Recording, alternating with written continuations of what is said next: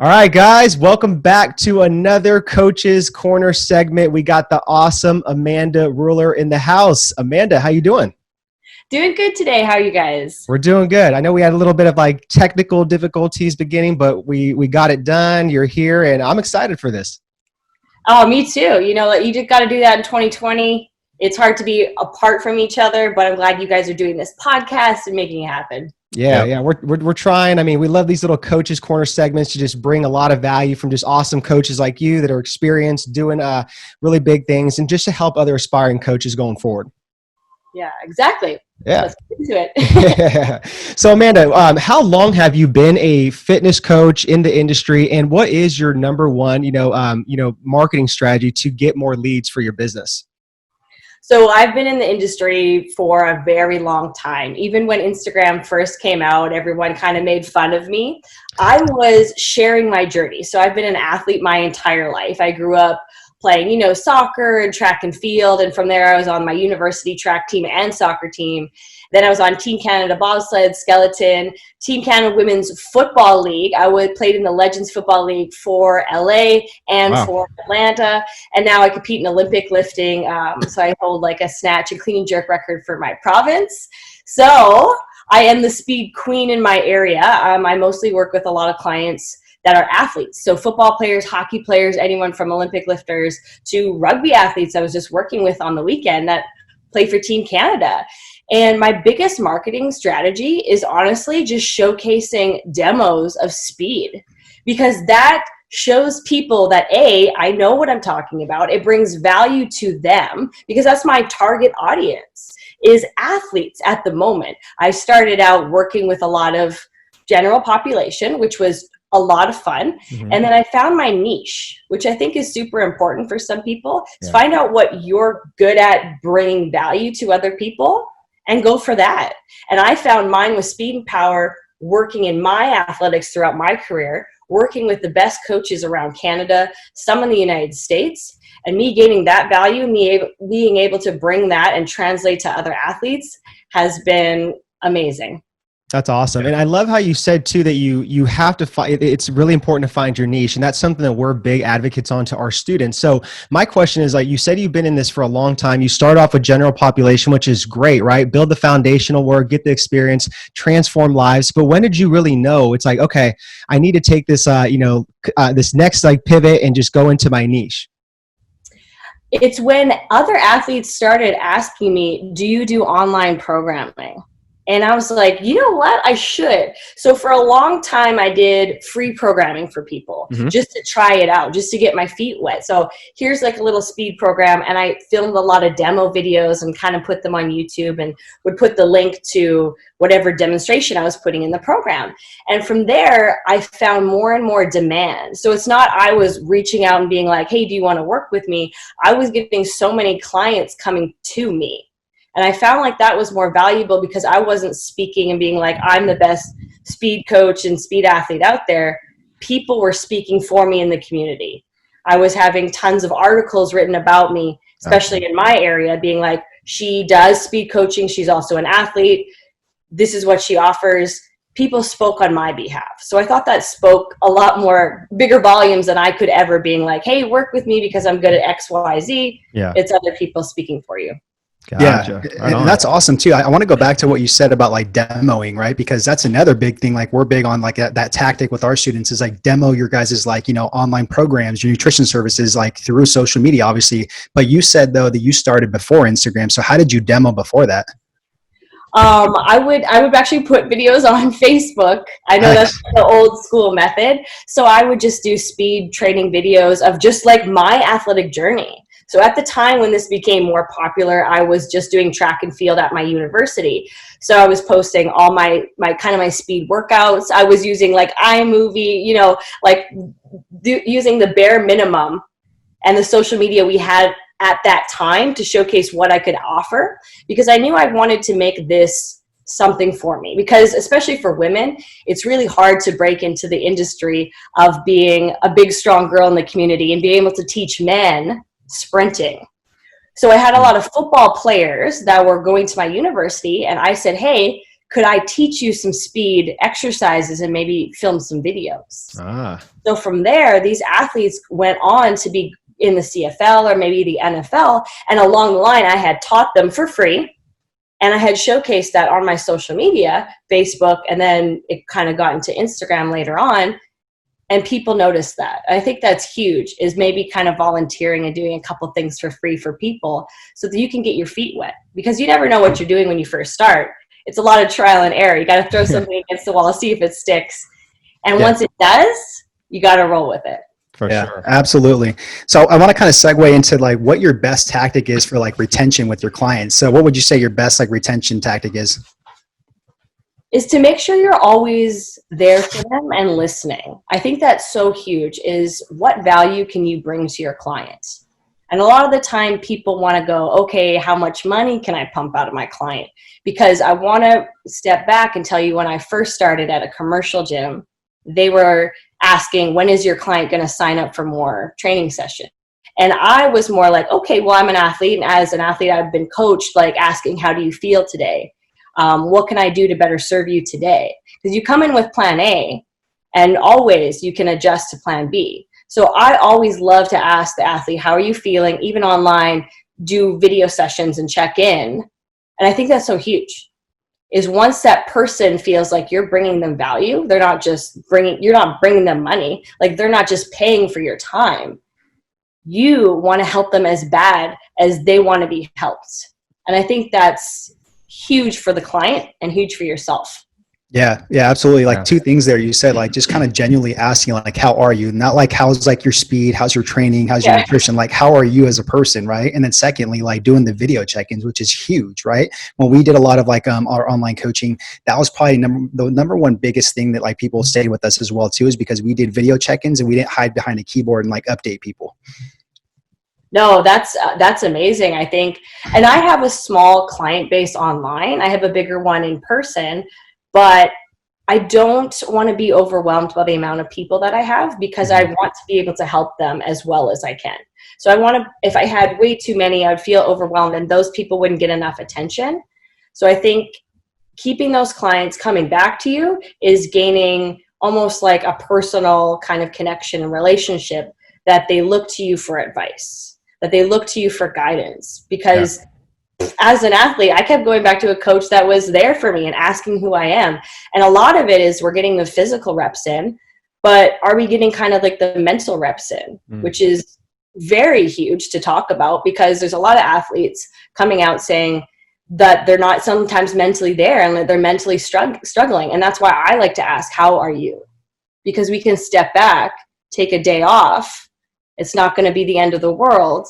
And figure out how we can go about this in another way to make you better for your sport, or you better for weight loss, or you better for your nutrition plan, for a long-term plan. It's not a quick fix. Yeah. There's no magic pill. I love that though. Are we getting enough of the mental reps in? It's so key.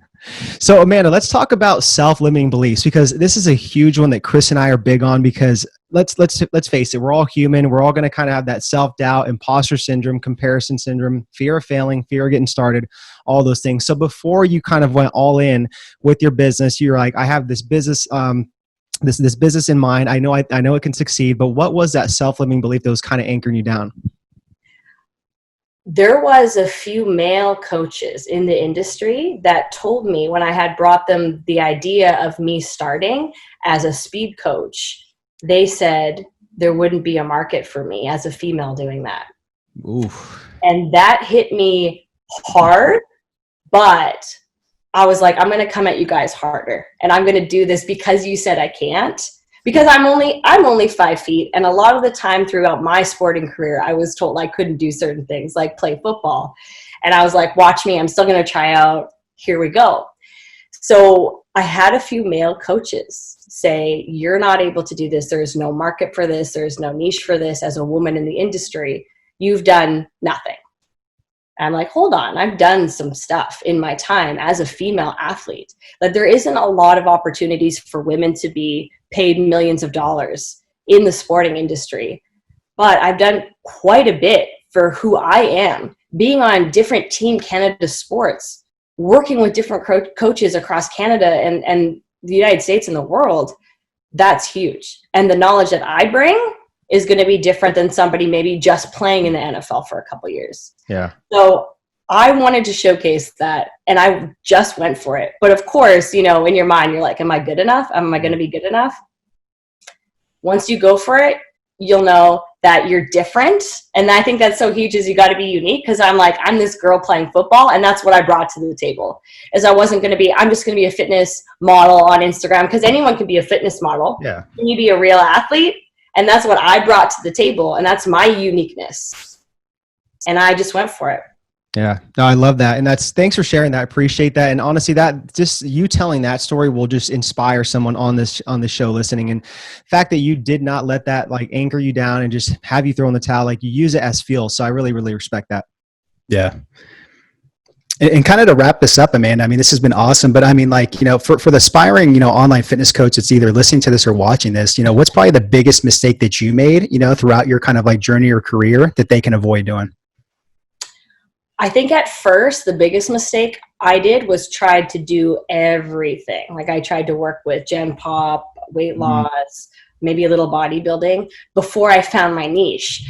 So find out what you're good at right away and just roll with it. Because a lot of the time you think, hey, if I do everything, I can hit all types of clients.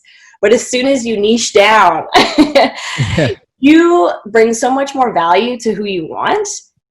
And I think that speaks volumes, because I was doing an array of different things. And all of a sudden I'm like, I'm going to just do one thing. You do lose a little bit of followers or clients, but then you attract the people that you're meant to be with. And you're actually having way more fun doing that, as compared to I was being like, oh, I have to update this client's program again. And I'm not having fun doing a non-athletic program for me personally. And then as soon as I started doing the speed and power programming, I was just excited to update it. I was like, let's go, let's check in. That's what you got to do, is find out what your purpose is, not make this a career for yourself. What is your purpose? Because as soon as you start making it about money and trying to do everything, you'll lose your passion for it. Yeah. I love that. You know, just like really, what is that why that's going to keep like firing you up every single day to go after it and serve and help people out? That's so awesome. Yeah, and more importantly, like you said, don't chase the money. That's something we're huge advocates on. Just go out there and, you know, serve these people, right? Serve them to the highest level. Just have integrity, and all that money and stuff that you think is not possible, it will come naturally, because you're just helping people. Oh yeah, no, exactly. As soon as you find out what your passion is and you go for it, I feel like I don't work ever, which I do, but I feel like I don't work, because I just get to go to the track and hang out with young athletes and shape their athletic ability, and they could potentially become the next CFL All-Star or women's hockey player. I coach a women's hockey player. She's amazing. And this is so cool to me, is inspiring the next generation of athletes out there. So I love it. Yeah. No, well said. Well, thanks so much, Amanda. This has been great. Nothing but knowledge and just bombs that you drop. So where can the listeners follow you and just stay in contact with you? Yeah, you can find me on my website, amandabolic.com. You guys can find me on Instagram at Amanda Ruler with 2 L's, and on Twitter, Amanda Bolic. I usually tweet about sports, so come hang out. Awesome. Right on. We'll have that all linked up in the show notes. Once again, thank you so much, Amanda. Guys, go follow Amanda. She's awesome, and she posts some really cool videos as well, too. Until next time. All right, guys, welcome back to another Coach's Corner segment. We got the man, the myth, the legend, Cliff Wilson with us. How you doing, Cliff? What's up, guys? I appreciate you having me on again. It's been a while. Yeah, you're very welcome. No, and I was going to say, before we hit the record button, we were just catching up for almost 10 minutes and stuff. And yeah, man, just good to see you. And I'm excited for you just to talk about all this stuff that we're going to be talking about and sharing your wisdom and experience with aspiring fitness professionals. Oh, my pleasure. I consider myself fortunate to be able to do this job, so I'm happy to pass it on. Right on, right on. So let's kick this off. So how long have you been a fitness coach in the industry, and what would you say is like your go-to, marketing strategy and to get leads? And I know we talked before this, so I really want to hear this answer. Yeah. So it's hard to believe this now. I've been coaching for 10 years. Time flies, and I've been doing it full time now for 8 years. I quit my job 8 years ago, and yeah, so it's been a long time. I went from people referring to me as, in the emails they would send me, hey man, how's it going? And now I get a lot of sirs, which, is practically changing the tone. But yeah, now keep in mind when I started in like 2010, Facebook was around, but there wasn't Instagram, and Facebook was pretty popular, but I'll be honest, I didn't use it a whole lot. In fact, I would put posts up every once in a while, but in terms of building the core of my business, it was purely word of mouth. And that wasn't an accident, I guess I would say. When I first started coaching, I remember I was telling my wife at the time, I was just telling her, my goal is to just do such good work and let people know what I was trying to do. Like, hey, I'm new at this, but I'm trying to build something good. You know what I mean? Like, hey, do you want to get in on this with me? And it was mostly just people that were local or from my gym or within the county, to start off with. And they would know that I'm trying to build something. So then I would try to do the best, get them the best results I possibly could. And then them knowing that I wanted to continue to grow this, they would always just be like, I've got somebody good for you. And to be honest with you, my social media has grown significantly since then. I still don't have like a massive following, but it's still probably the number one way that I get clients. I'm probably missing some opportunities here, so I'm going to say that you maybe don't follow exactly my route, but I've never had an email list. I've never had particularly like a social media or marketing strategy. It's literally just been results focused. And most of the clients that I start with I get an email that says, I did a show last year and your guy beat me. and then I go from there, and so it's kind of like another thing too is a lot of my clients actually go into show day, and I appreciate this so much, where they'll go in the show day and they'll be like, hey, I won, but there's a guy here that took third place, and if he lost 15 pounds, he'd be unstoppable. I'm gonna recruit him for you. And I'm like, hey, I appreciate it. Don't be a douche about it, but hey, I really appreciate it. So just give them my email or something like that. So yeah, that's been my primary marketing strategy up to this point. I probably should branch out to some more modern strategies, but at this point, I do. I have a waiting list usually. Depending on the time of the year, it's more or less, and so it's still been able to be viable. Yeah, it's awesome. Like the old saying, man, if it ain't broke, don't fix it. Yeah, and I this may sound there's always a market for results.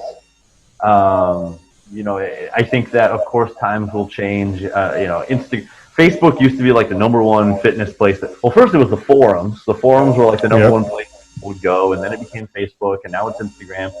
I'm sure it's going to be something different in a few years, but I guess the way I see it is, if I spend a ton of time learning about Instagram marketing and stuff like that, it would be useful, but then it kind of becomes worthless once that something changes. Whereas I feel like there's always kind of a market for results. So I tend to just put most of my time into how I'm going to get the best results for my client and my effort, and then, just let it grow off of that. Yeah. Yeah, and I like that, man. And honestly, because I'll be honest too, we all got started kind of at the same time, 2010. That's when Chris and I got into online coaching business. We were coached by Lane Norton, good old Lane.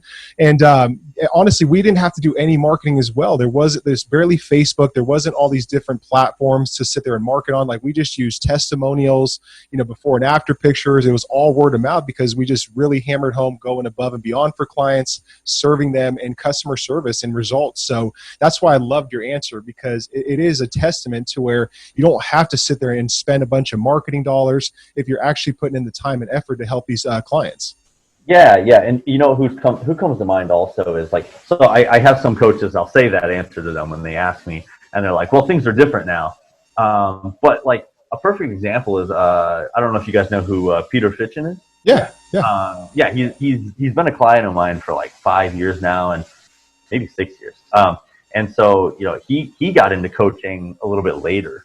And he has great credentials, but his Facebook and Instagram followings are not big. He's got a few thousand on Instagram, I believe. But I know that he always has like a good roster, and it's word of mouth. Like, honestly, when I go to a show, sometimes I see the same thing. I see Pete's clients are like, we're going to get some good people for Pete, and I'm like, and that's I love to see that, because it tells me also, like, people aren't going to try to get clients for him if they think that he's doing a bad job for them. Right. So that's, I think when you have people that are in it with you and want to see you thrive and do well, that's always going to be your best marketing. Absolutely. Man. Yeah. Cool. So let's talk about like retention. So you've been in the game for 8 years. So obviously you're doing something right. So what would you say like your number one tactic is to like retain these clients? Not to sound like a broken record, but I would actually say two things. Is like, one, the result aspect, because I don't think I mentioned it, but not only do I do online coaching, I don't really work with Gen Pop. I work with just competitors. Yeah. So one thing that is a factor is I oftentimes will have clients that have just won a show, like they just won their pro card or pro show, but then they leave their coach and come to me, and they'll say, I won, but honestly, I felt like my peak was wrong, or I should have been 5 pounds leaner. And so it's not even always the placing. It's, did they feel like they were as good as they could possibly be come show day? And it's the same deal too. Like, I have some clients that, they've taken, maybe they've taken 8th place at a show or gotten 3rd call out at NPC Nationals or something like that. But they were as good as they could possibly be at this point in their career.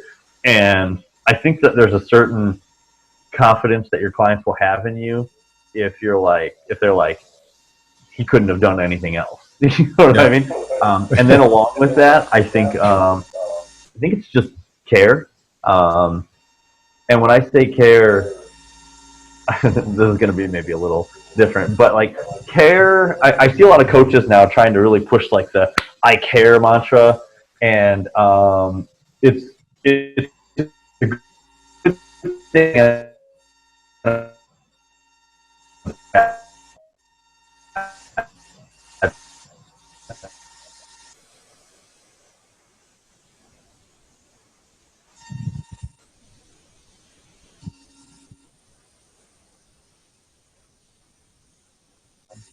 Mm-hmm.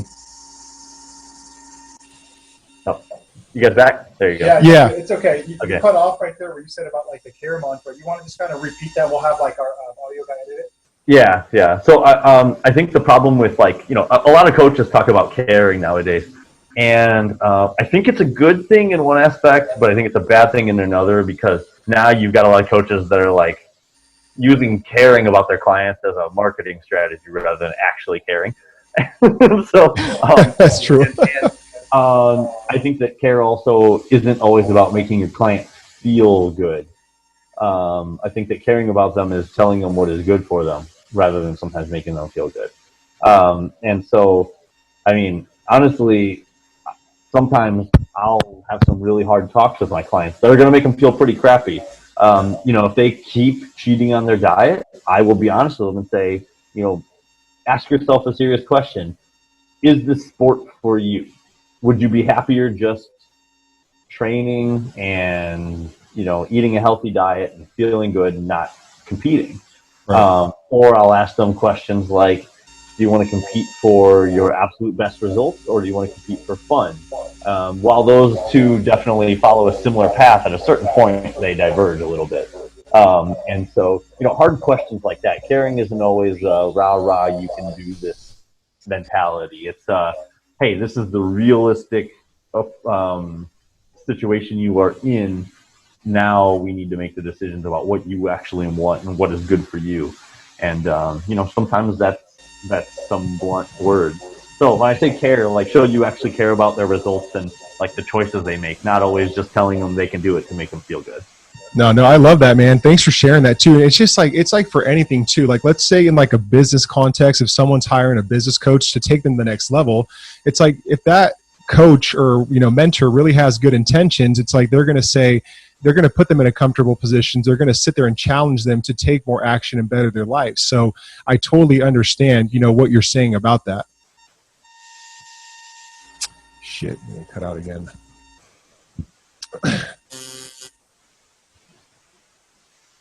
I can hear you guys. Can you hear me? Yeah, I can hear you. It cut out again. I'm not sure if it's our internet or on your end, but I don't know. My internet's showing full bars, but I don't know. Yeah. But yeah, if you, I heard everything you said. I didn't. Gotcha. I you guys. Okay. We'll just edit that out. Okay, but yeah, I heard what you said about I think one of the things is that telling people what they want to hear is good. It's good short-term strategy. Mm-hmm. So that's what I would say is telling people what they want to hear is always great for getting clients. Not so great for keeping though. Because if you tell everybody they're going to turn pro or everybody they're going to win their show, the day comes when that doesn't happen, and they're like, "This guy lied to me," And so I think a big aspect of that is expectation management. And as a coach, I think whether you coach competitors or clients, I think expectation management is such a big key.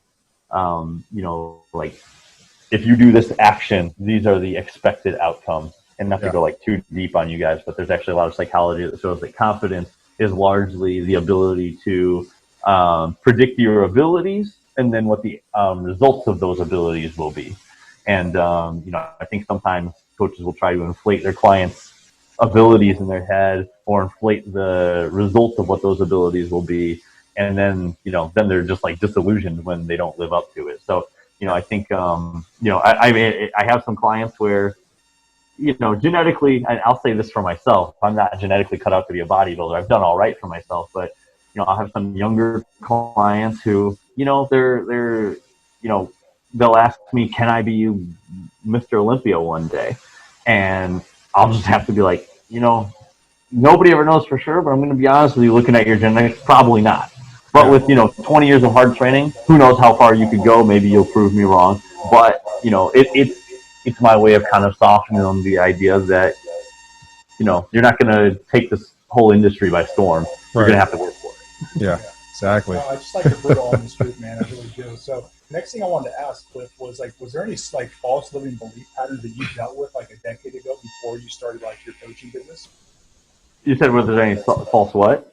False limiting beliefs, fear of getting started, fear of failure, imposter syndrome, anything like that?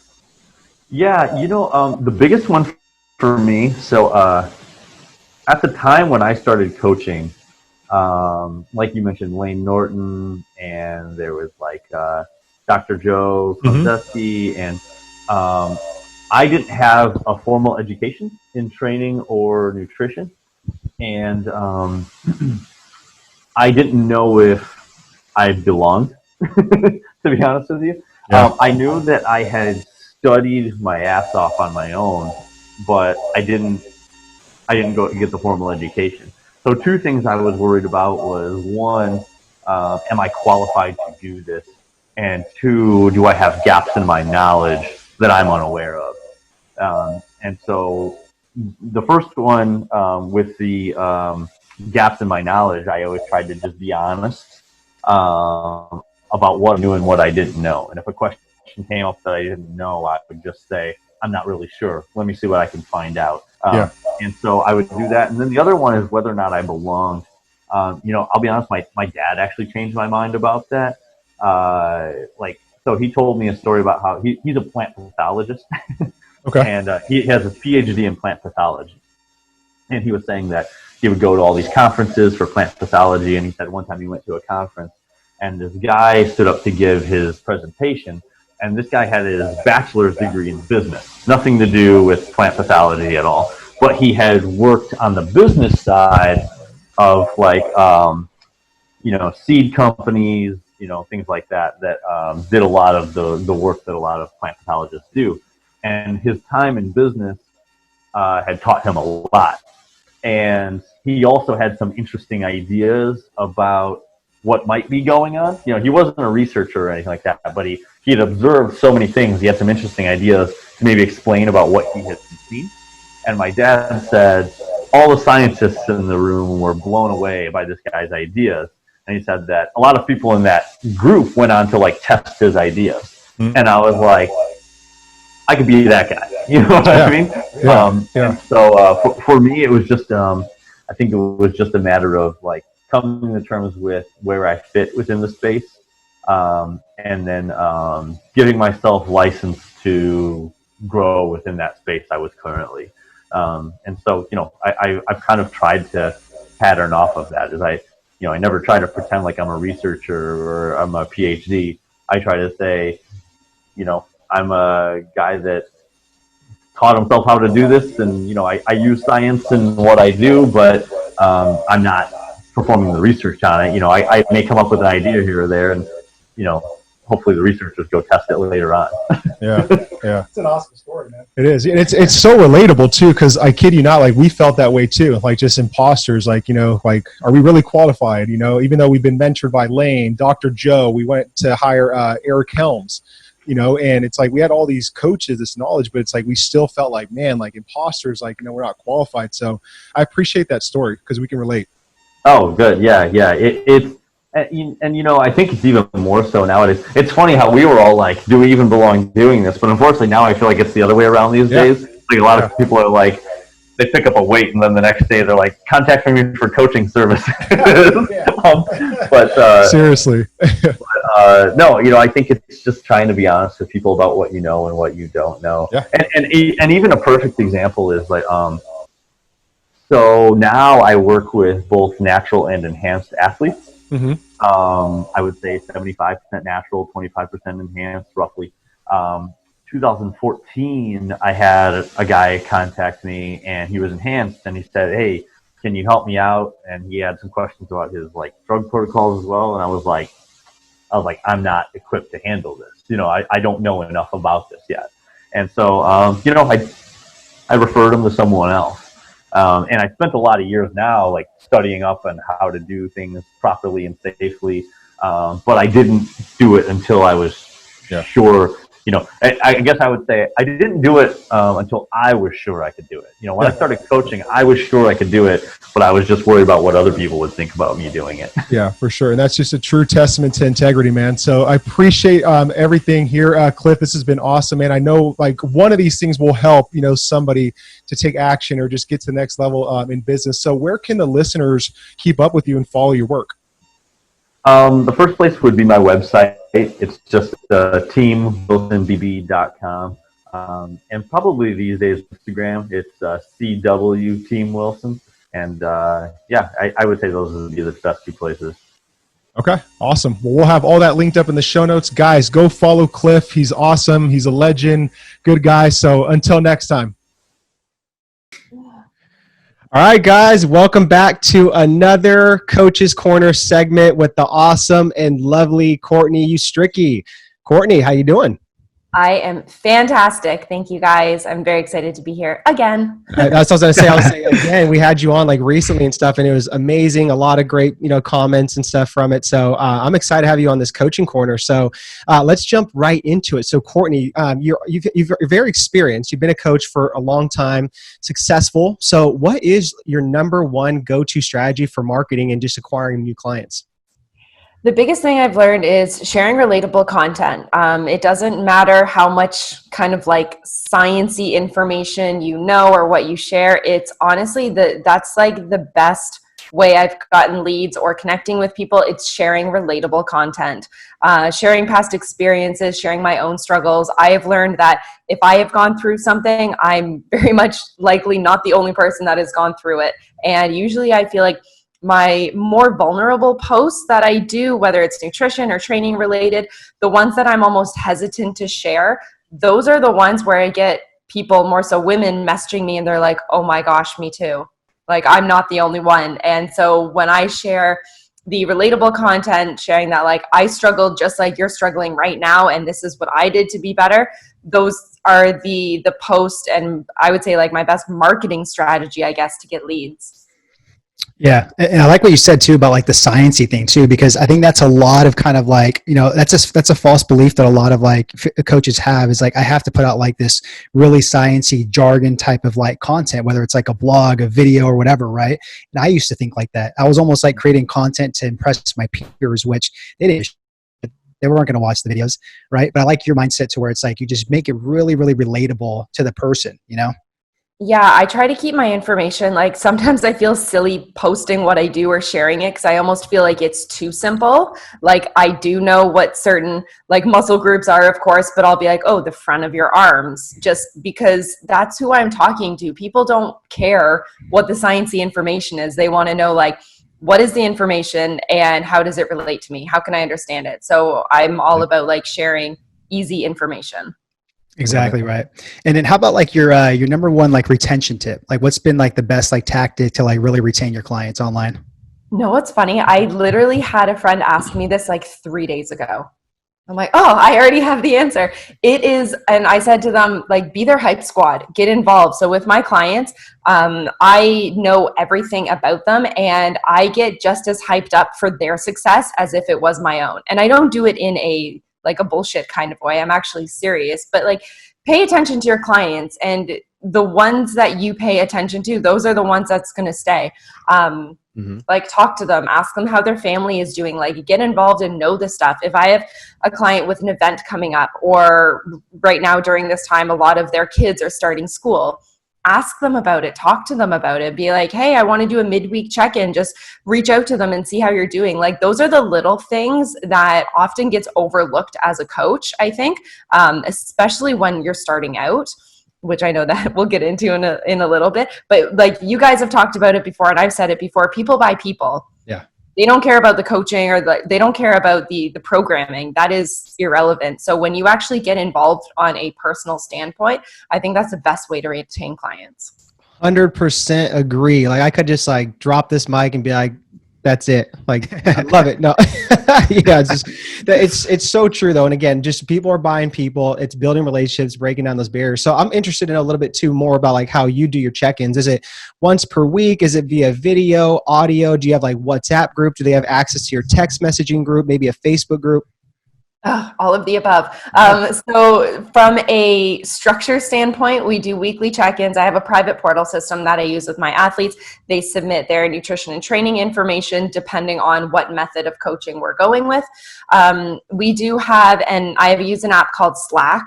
I don't know if you guys heard it. It's very common. So it's kind of like a WhatsApp group chat. So in there, they will submit weekly form check videos just so I can make sure that they're doing their exercises properly. But it's also like an open chat. And then we also have a Facebook group as well. So there's a lot of different avenues.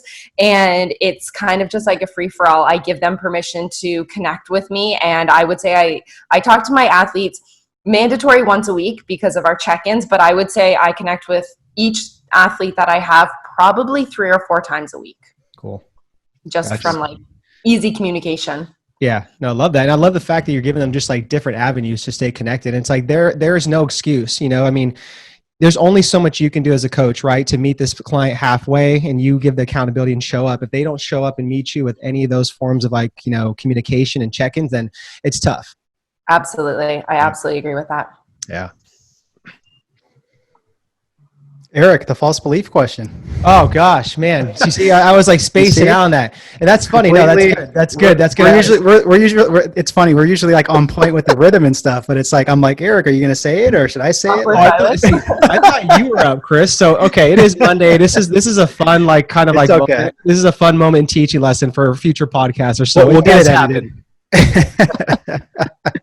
All right, Courtney. So my question on this was, Chris and I are really big on just like breaking down false beliefs, self-limiting beliefs. So imposter syndrome, comparison, fear of getting started, fear of getting failure. So was there any false belief or limiting belief that you faced before getting started and taking action on your business?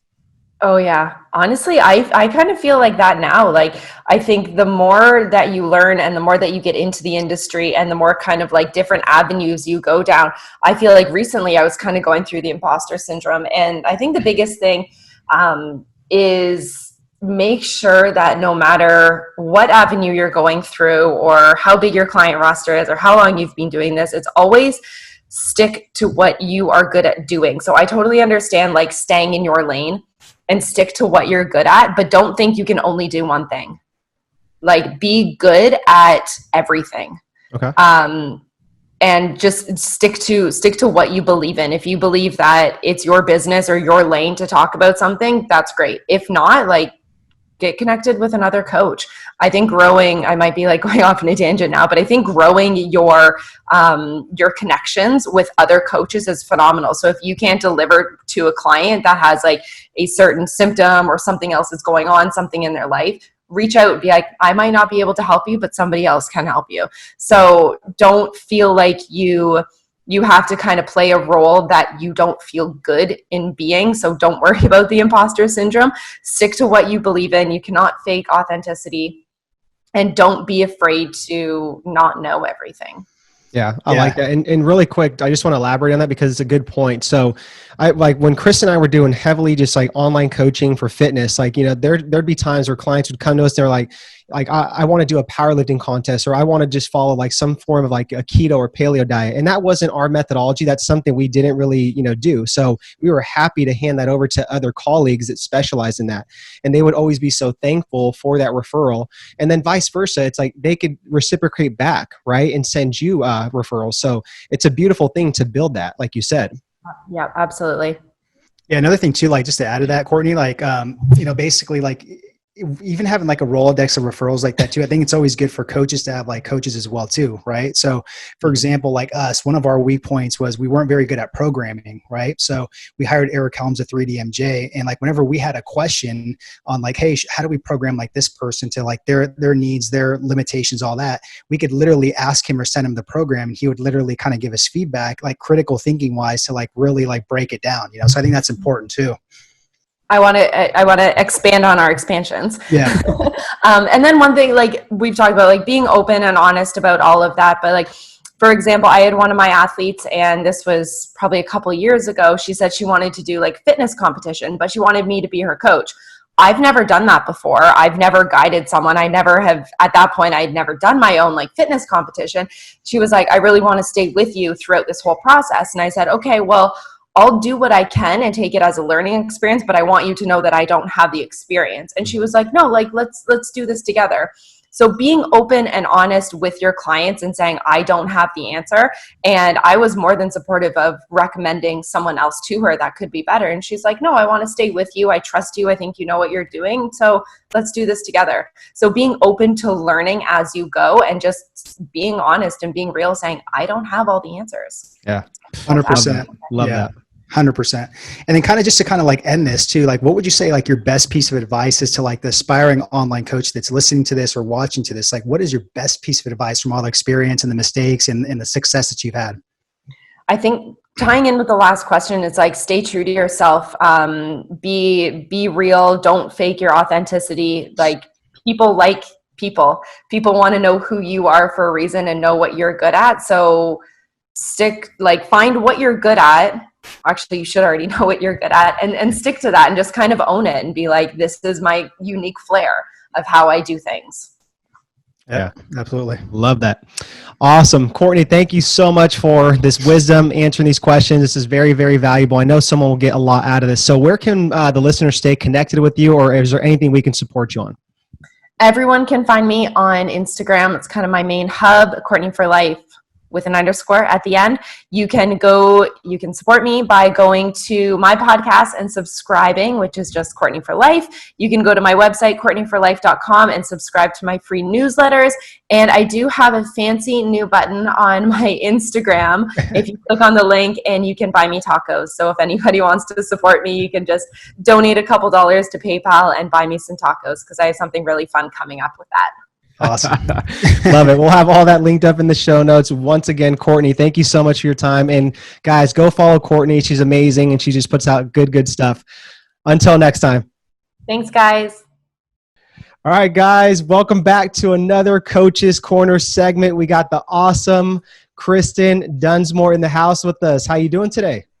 I'm doing very well. How are you doing? I'm doing well. We were just kind of talking a little bit before we hit the record button, catching up. It's been a while, right? Like I said, like 3 years or something? Yeah. Well, I think I remember I met you guys at the ISSN conference in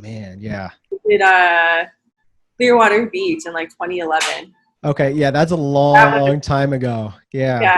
But then it's we kept in touch. But I think that was my first interaction with you guys. And so yeah, it's been 9 years. Yeah, you're like, who are these two twins with these huge eyebrows? Well, you guys knew me like way back when. Yeah. No, it's been cool to see. It's been cool to see like all your progress and your journey and stuff too. So that's why I'm like excited to have you on this little roundtable segment. I know you have a lot of experience and wisdom with coaching and stuff. So let's dive into it. So Kristen, how long have you been a fitness professional coach, and what is like your number one go-to strategy for getting more leads? So I think I'm lucky as far as being able to interact with like the people that I've, like with you guys and just like within the fitness community. I've been lucky to kind of be around some of the top industry leaders. Mm-hmm. So I started off, I've been probably coaching remotely or online coaching since about 2016. But I started off doing like in-person personal training. I was doing that when I was in school, like working at the college, the university gym. And then so I did in-person coaching, group fitness coaching, working at the YMCA, and just kind of felt like I wanted to do more, but I didn't know how to do that. So I decided to go back to school, number one, and then I kind of started to compete in powerlifting. And I think that's kind of where my growth happened. And so as far as like getting leads now, I think that I was lucky enough that I started off more as an athlete. So people knew me as Kristen, the competitor, who was kind of strong. And so I would get followers on social media through that. And then, as I was, I went back to school to get my master's, and then it's like, oh, well, she also has a degree and she's also educated. Yeah. Kind of smart, kind of sounds like she knows what she's doing. So that's always helpful, right? And so, I think a lot of my leads have just been just providing information and providing content, just because I started off kind of really having no idea what I was doing, and so I know what it felt like. And so kind of like the information that I give is like things that I probably would have wanted to know back when I was just starting out. And so I think people can appreciate that. Absolutely. So, okay. So you have your master's degree, or is it, you just have like a degree in, what is it exactly? Oh, so I have my master's degree in exercise science. Okay, cool. And I'm back to school for his PhD, but exactly. No, and you walk the walk with like powerlifting and stuff. So this is where I kind of want to segue into that. So have you used that like to position yourself as like an authority with that degree? And then since you're doing powerlifting, is that more of like your target audience of working with athletes? No, actually, I think that happens to be a lot of my audience, just because when I kind of started out, so I am working as a coach through Juggernaut Training Systems. And so theirs is a large powerlifting athletic population. So that following has always been there, but I think more recently I've been trying to focus on less so athletes and powerlifting, but just so people who are just, wanting to work out, not necessarily wanting to compete, but just kind of like go to the gym and just like, where do I start? And that's kind of the demographic that I've been trying to push. And so, not everybody wants to compete in powerlifting. I think that's such a small niche. Yeah. I think, there's a lot of people who are just like, I just want to be healthy and I just want to, feel better. So that's kind of who I've been pushing with, I think, relatively recently. Gotcha. And then what would you say like your biggest like tip or just like the success you've had with like client retention? Because that's a huge thing that we preach to like our Fit Pro students is go above and beyond customer service. So what does it really work for you? So I like to have a very intimate relationship with my clients as far as like, I talk to them, some of them almost every single day. And I like being able to communicate with them. One of the first things that I do, and I think is important for a lot of coaches, is when someone signs up with me is I actually do like an initial Zoom call, and I'll even offer like a free 10-minute Zoom call, just because I think that sometimes there's a lot of coaches, right? You could find anywhere and you're like, okay, well, what makes you different? And so being able to have this, like, to see my face and be like, hey, I'm a real person. I'm here to talk to you. I think kind of can alleviate a lot of the anxiety that can go with hiring an online coach, because you don't meet them in person, and so here you are, you're just signing up on a website for, like for this coach, and like, who am I talking to? So when you get that one-on-one interaction, I think that people appreciate it. And for me, it's 10 minutes out of my day, 10, 15 minutes. And I don't mind, just, hey, this is what I offer. This is what I do. This is what, and giving them a chance to explain what their goals, and, we can kind of like come up with a plan. And so I think that can kind of make it more, eases them, I guess, relieve some of their anxiety. So I love that. I think that like that helps like just break down like those trust barriers, and just offering that initial call, and then like you said, just build the relationships, which is really key. At the end of the day, like they're buying coaches, not coaching. They're buying you. So like, how is like your check-in process? Do you do like more video, audio? Is it like really a personal touch type of approach, like weekly? Yeah. So I use an app or like a coach software. So I know a lot of people use like Google or like Excel spreadsheets, and I just use an app. And the nice thing about that app is that it has all of the features in one kind of, so, they can upload videos, they can do messaging. And then for me, it comes through as like a text message. Yeah. So I answer a text a little bit quicker than I will an email. Gotcha.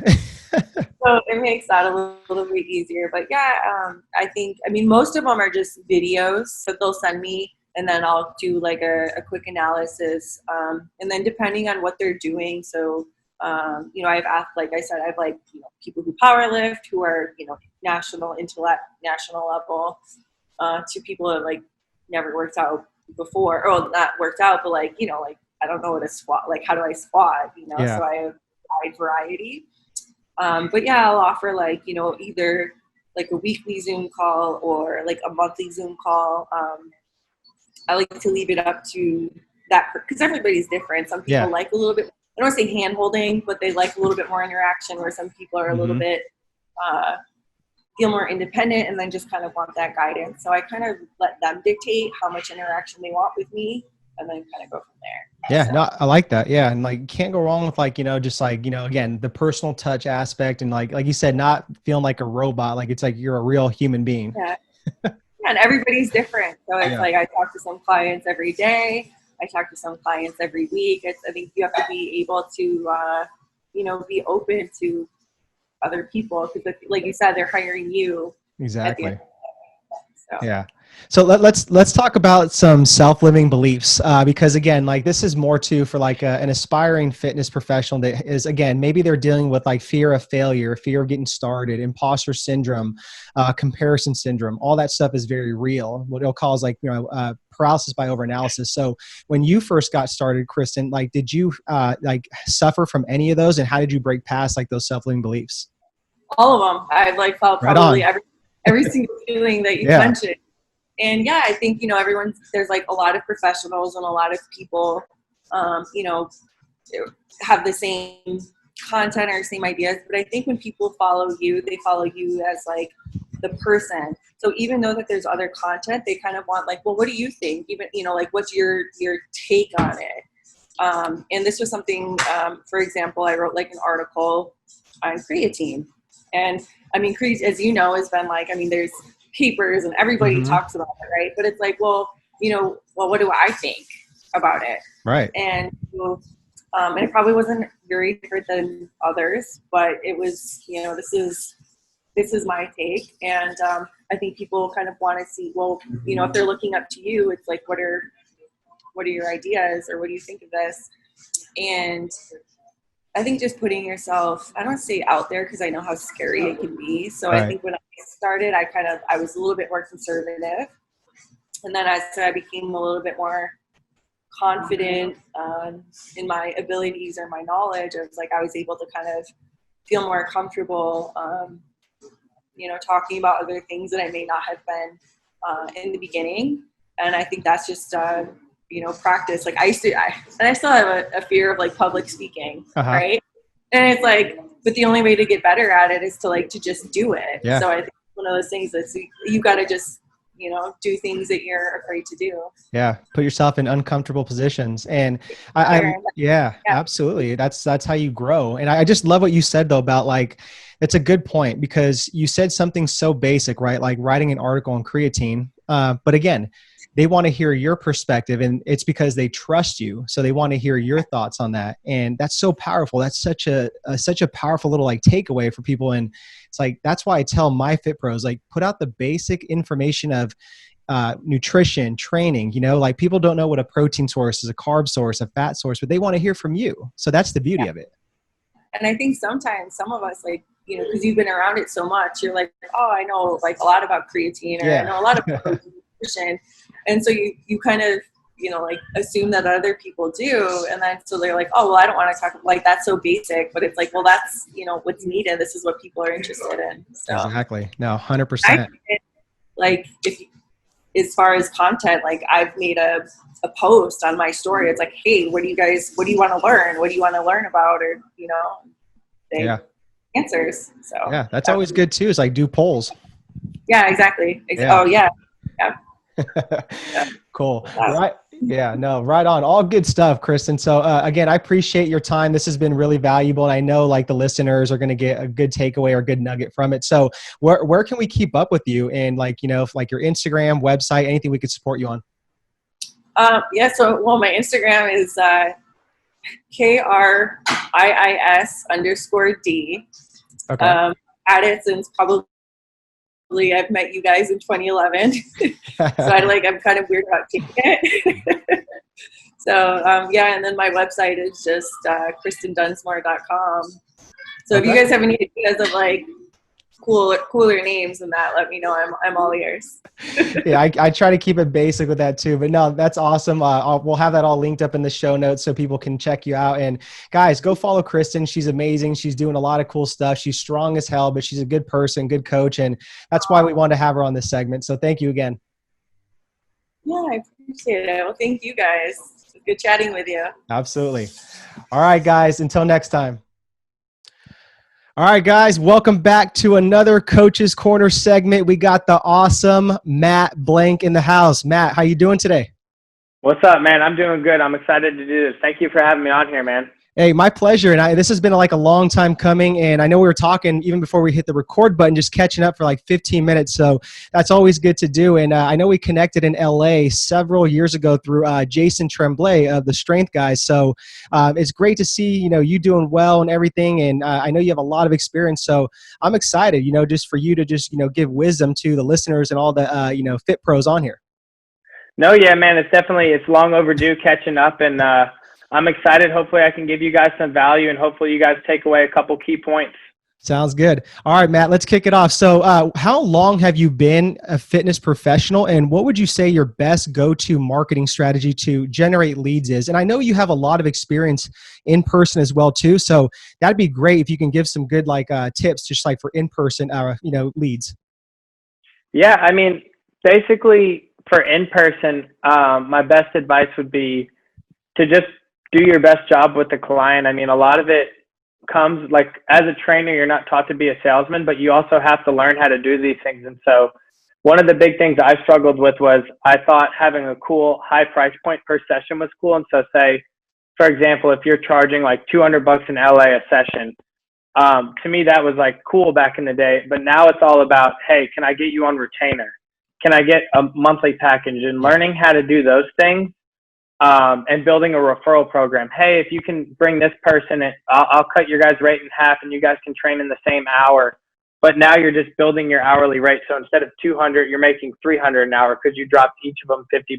And so I think learning little business tips like that is one of the best ways. And like just being a good trainer, like doing your job, paying attention. And for the online business, like we talked about earlier, I'm fairly new to this. Like I've only been doing it like 3 months now, but I think the thing is to just care. Like don't don't just hop in someone's DM and send a message, hey, you should check out my program, or here's what you're doing wrong. Like, take the time to look over the person's profile, see if you can actually invest in them and make a difference in their life. And if it works out, man, to me, that's been the best way to get leads like that, just organically, and like trying to actually help someone, you know?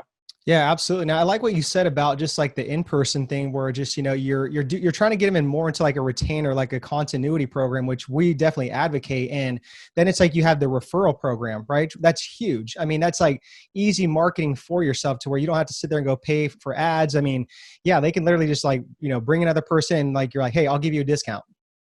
Yeah, man, it's been great. And like, that's been the biggest game changer. Like I said, in LA, you have entertainers, musicians, and stuff like that. And so some people do need that individual session, like pay per session. But my best advice would be, if you're even in a big city or wherever you're at, if you can just sit down and think of a package plan that's going to help you out, and so you know how much money is coming in each month, that's probably the best tip. Because when I first started out, it was like, I'd have months that were insanely high, and then I'd have months that would dip so low. And so now, as we get older, man, I just got married. It's all about that steady income, so the wife's not mad at me. You know what I mean? Absolutely. It's been a little bit tricky with the pandemic and stuff, but I'm glad to see that you're still doing it. You've pivoted to online, which is awesome. And would you say too that that's like been your like demographic in LA? It's just more like celebrity based people, like musicians, athletes?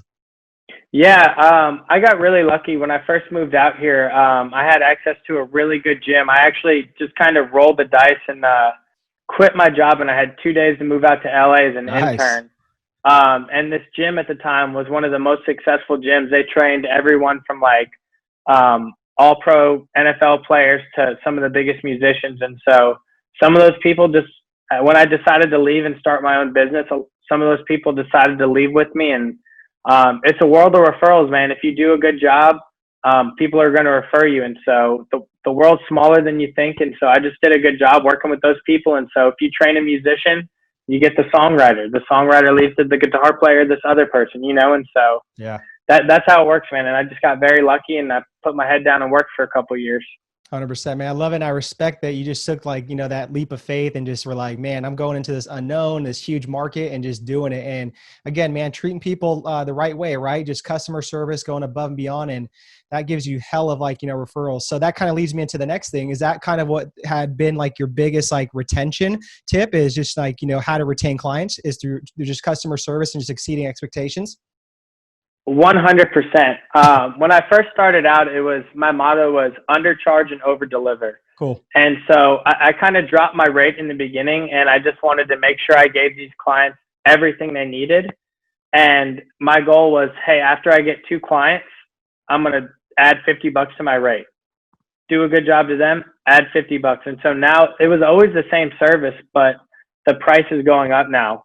Yeah. And so, yeah, I think the biggest thing is, especially in these big cities, I think you find some trainers that are trying to be a star instead of like an actual trainer and remember what their job is. And so they end up not caring about the person, but they end up caring about the content they're making or how it looks for them. And so, I mean, like I said, like we talked about before, I'm just a kid from Mississippi who's trying to do good. And so, I mean, I think that's always been in my favor, kind of strangely enough, in a big city like LA, is just be a good person, man. Treat these guys as you want to be treated. And that goes a long way as you're a trainer. I mean, if you treat their body like your body, you're going to have great results, and they're going to refer the world to you. Yeah, absolutely. Can't agree more, man. So let's shift into like some self-limiting beliefs that you had, right? When you first started off as like a personal trainer, or even let's say when you had to pivot online, because that's a big thing that, you know, we deal with in like helping our Fit Pro students like break through, right? Is self-limiting beliefs like fear of getting started, fear of failing, comparison syndrome, imposter syndrome, all those. So was there any particular one that you suffered, and how did you break past that? Yeah, that's a great question. I think my problem might be unique, or a lot of people might actually relate to it. I don't know how it's going to go or how it's going to come off, but my thing is, I'm a big believer, man, that like you saw by the dice roll of me moving to LA, I try to think that I can do anything. If I hear a trainer's making 200 grand a year, why can't I make 200 grand a year? Like there shouldn't be a separation that I can't, like, no one has a special talent that I can't have. Like, I need to learn to adjust and do these things. And so I think the thing is, you've got to have that belief in yourself. For me, having an athletic background, I've always had to compete for a position, whether it was if I was second string in football and I knew I wanted to start next year. I built out a list of things I needed to become a starter. Yep. And so to me, that would be my best advice. Figure out what it is you want and then work backwards from that goal. And sure, man, there's a thing, what I like to call paralysis by analysis. Yeah. You never move because you're always overanalyzing something. Yep. And so we were talking just before about how long it took me to get started with the online program. There's got to be a point where you just got to take that leap. You know, you just got to do it. And so you do it and then you adjust on the fly, and over time you get a good formula. Yeah, no, I love it. I love it. And just that whole belief, right? Like you have to believe in yourself and your product. And it's like, man, after that, it's like game over. Just go serve the world and catch some momentum. 100%. And I mean, that's the whole point of like my online training program, or my training business is called 923. And it's from my favorite Bible, my favorite Bible verse, Mark 9:23. Anything can be done for the one who dares to believe, you know? And so it's all about taking that leap of faith and believing in God and yourself, you know? Yeah. Man, I love that. I love that whole little like acronym, and just, man, that's powerful. So yeah, right on, Matt. I really appreciate this, man. This has been very, very helpful for, you know, those that are just aspiring fit pros, or just even existing fit pros, like maybe they're stuck or they need to get to the next level. So I appreciate your time and wisdom. So where can the listeners keep up with what you're doing, or just find out more about you? Yeah, man. One, thank you so much for having me on here. I hope you guys learned one or two things. Like I said, I'm still new to the online world, but I've been planting roots, doing the in-person stuff for a while. So hopefully you guys took away some things there. I'm going to give you guys three things. My Instagram, you can find some good training techniques and stuff on there. It's mattblank923. My online training program on Instagram is the 923 Life.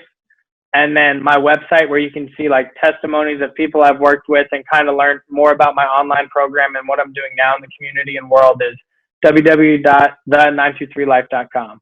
Right on. We'll have that all linked up in the show notes. Once again, Matt, really appreciate the time. Guys, go follow Matt. He knows what he's doing. He's experienced, and more importantly, he's a good guy. All right, guys, until next time.